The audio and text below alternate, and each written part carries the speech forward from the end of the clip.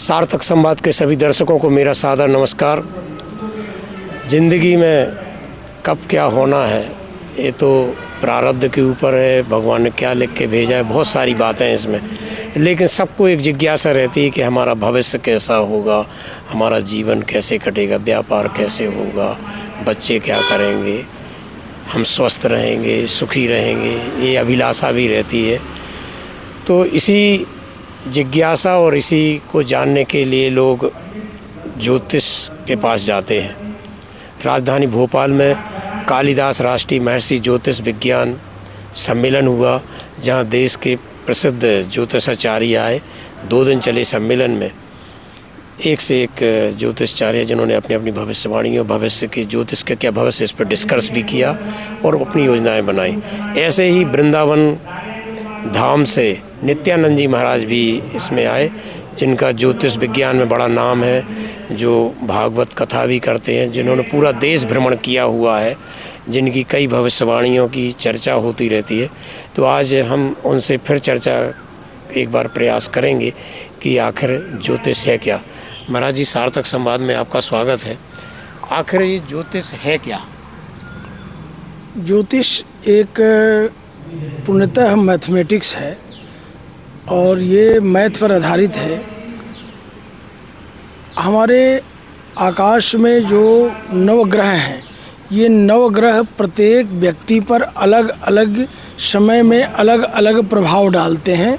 उनकी काल गणनाओं के आधार पर जो निर्देश आदेश दिया जाता है वह फलित के रूप में जाना जाता है। जैसे किसी जातक का जन्म अमुक लग्न में हुआ है, अमुक महीने में हुआ है, तो उस अमुक लग्न में अमुक राशि पर कौन से ग्रह किस स्थिति में है, तो उन ग्रहों का क्या क्या शुभ और अशुभ प्रभाव होगा, यह ज्योतिष के माध्यम से प्रत्येक व्यक्ति को बताया जाता है। क्या जो ग्रह के प्रभाव हैं जैसे नकारात्मक है, तो उनको सकारात्मक दिशा दी जा सकती है? जी हाँ, बिल्कुल। हम किसी भी व्यक्ति के अंदर की नकारात्मकता जब ख़त्म करते हैं तो उसी आधार पर किसी ग्रह के अंदर अगर नकारात्मक प्रभाव है तो उसको पूजा के द्वारा, मंत्र के द्वारा, जप विधि के द्वारा, योग अनुष्ठान के द्वारा, हवन के द्वारा और आराधना साधना के द्वारा हम उसको सकारात्मक रूप में परिवर्तित करते हैं। फिर प्रारब्ध का क्या हुआ? जो प्रारब्ध में लिखा है वो नहीं भोगेगा, वो आदमी सकारात्मक चले जाएगा, तो प्रारब्ध कैसे कटेगा? पूर्व जन्म में किए हुए कर्म के अनुसार प्रारब्ध बनता है, ये सच्चाई है। लेकिन प्रारब्ध हमारा 3 प्रकार का होता है। एक संचित कर्म का होता है जो हम पूर्व में करते चले आ रहे हैं। प्रारब्ध कर्म को व्यक्ति भोगता तो अवश्य है, लेकिन उस कष्ट को ज्योतिष के माध्यम से, ज्ञान के माध्यम से, साधना आराधना के माध्यम से कम किया जाता है। प्रारब्ध जन्म जन्मांतर तक कभी समाप्त नहीं होता है, इसलिए हम उसके प्रभाव को कम करने के लिए नाना प्रकार के प्रयास को संपादित करते हैं। अभी भविष्य मालिका की भविष्यवाणी की व्याख्या करके 2032 तक कुछ समय ऐसा बताया जा रहा कि ठीक नहीं है देश दुनिया का, आपका? देखें, खगोलीय घटना के अनुसार जो ग्रहों का आपसी में तालमेल नहीं बनता दिख रहा है, आपस में कई ग्रह टकरा रहे हैं, कई ग्रहों की युतियाँ बन रही हैं जो कि विपरीत युतियाँ बन रही हैं। ऐसे में संपूर्ण विश्व में एक देश दूसरे देश के साथ युद्ध की संभावना और एक देश का दूसरे देश पर अटैक का संभावना, ये नाना प्रकार की चीज़ें सामने आ रही हैं और ये 32 तक चलेगी। क्या विश्व युद्ध की भी संभावना है? देखिए, फ़िलहाल तो विश्व युद्ध की कोई संभावना नहीं है, क्योंकि हमारे कुछ अगर अशुभ ग्रह प्रभाव अपना दिखा रहे हैं तो उसके साथ गुरु और सूर्य और बृहस्पति का शुभ योग भी बना हुआ है, वो विश्व युद्ध को रोकेगा। आदमी जो जीवन में तय करता है वो नहीं प्राप्त कर पाता, तो क्या ग्रहों के कारण ऐसा होता है? मूल एक कारण नहीं माना जा सकता है ग्रह को। व्यक्ति का कर्म है, प्रारब्ध है और ग्रहों का भी असर होता है। पूर्णतः हम केवल ग्रह पर ये दोष नहीं दें कि हमारा ग्रह खराब है, इसीलिए अगर हम इसको देखेंगे तो कोई भी व्यक्ति कर्म ही नहीं करेगा, ग्रह के ऊपर आधारित होकर चुपचाप बैठ जाएगा, ये उचित नहीं है। कुछ जूसी हाथ देखकर, कुछ फेस रीडिंग से, कुछ कुंडली से देखकर बताते हैं। इसमें सबसे ज़्यादा जो एथेंटिक तरीका क्या है? देखिए, ज्योतिष की एक नहीं अनेकों विधाएं हैं और समस्त विधाओं का जो स्रोत है वो भगवान शिव हैं। भगवान शिव ने भगवती उमा माता पार्वती को ज्योतिष विद्या का ज्ञान प्रदान किया है, चाहे वह हस्तरेखा हो, फेस रीडिंग हो, टैरो कार्ड हो, चाहे वह फलित ज्योतिष हो। ये समस्त ज्योतिष का जो प्रादुर्भाव है, प्राकट्य है, ये भगवान शिव के मुखारविंद से हुआ है। तो अलग अलग विधाएं जरूर हैं, अपने अपने क्षेत्र में जो जिसमें पारंगत है उसके अनुसार वो भविष्यवाणी करते हैं। असत्य कोई नहीं है, सत्य सब हैं। हस्तरेखा में भी ग्रहों का स्थान है हथेली पर। ये शुक्र का पर्वत है, ये गुरु का पर्वत है, ये बुध का पर्वत है, चंद्रमा का पर्वत है। ऐसे ही कुंडली में भी जन्मांक में प्रत्येक ग्रहों का स्थान है। ऐसे ही शरीर में हमारे प्रत्येक ग्रहों का स्थान है। तो सभी एक सिक्वल है, एक जैसे हैं, उसमें कोई बहुत ज़्यादा अंतर नहीं है। इस दौर में कुंडली मिलान के बावजूद भी शादियां असफल क्यों हो रही? वास्तविकता ये है आजकल शादियां हो नहीं रही हैं। जो विवाह की पद्धति हमारे वैदिक परंपरा में लिखा है, उस लग्न मुहूर्त में कोई भी व्यक्ति विवाह नहीं कर रहा है। सभी लोग खाने में, नाचने में और दुनिया के तमाशा करने में व्यस्त हैं। इसलिए शादियां असफल हो रही हैं।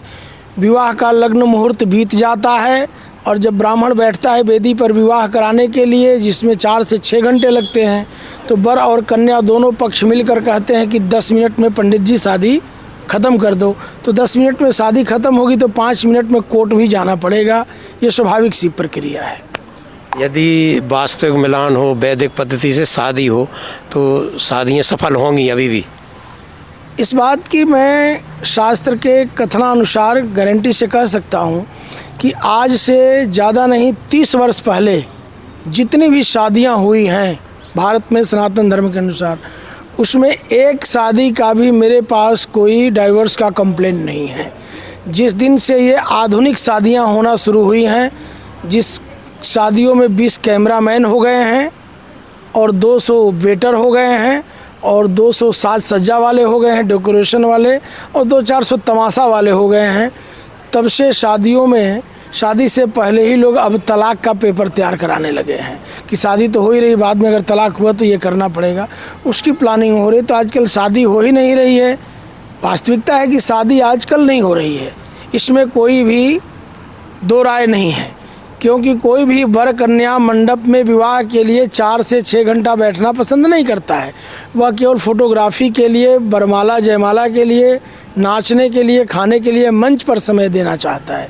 तो मंच पर ही रहते हैं, स्टेज पर ही रहते हैं, बैठते ही नहीं है शादी में, तो जीवन में कहाँ बैठेंगे एक दूसरे के साथ में। आजकल जाति बंधन भी टूट गए, सजाती के बजाय विजातीय शादी करने लगी आधुनिक पीढ़ी। इसके क्या नुकसान है? इसका नुकसान यही है कि मन विचार नहीं मिलता है। आप देखें, एक सामान्य बात जो कहना बहुत अजीब लगता है, गायों के समूह में आपने भैंसों को नहीं देखा होगा, अब भैंसों के समूह में आपने गायों को नहीं देखा होगा, भेड़ों की समूह में आपने गाय और भैंसों का नहीं देखा होगा।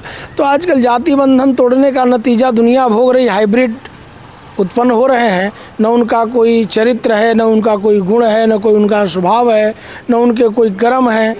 अब भाई हाइब्रिड जो पैदा होंगे, कोई भी कंपनी अगर एक आइटम बनाती है तो कहती है ये ब्रांडेड कंपनी है, इसकी गारंटी है, ठीक है।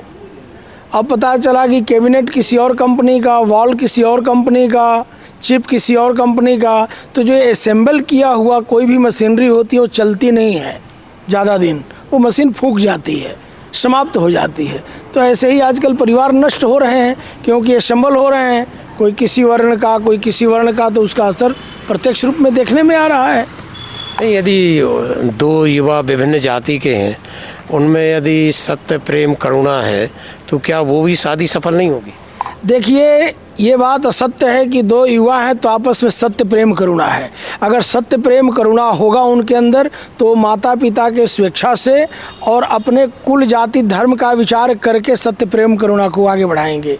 विजातियों के साथ विधर्मियों के साथ जो आजकल धन लोलुपता में और बड़ी महंगी महंगी जो आजकल गाड़ियां हैं, महंगे बंगले हैं, महंगे शौक हैं, उनको देखकर क्षण भर के लिए जो एक दूसरे से आकर्षित होते हैं, वो विवाह लोग ऐसे करते हैं। वास्तविकता ये है नहीं, वास्तविकता इससे बहुत परे है। अभी आज के युवा पीढ़ी के पास इतना नॉलेज नहीं है कि वो अपने जीवन का इतना महत्वपूर्ण फैसला ले सके।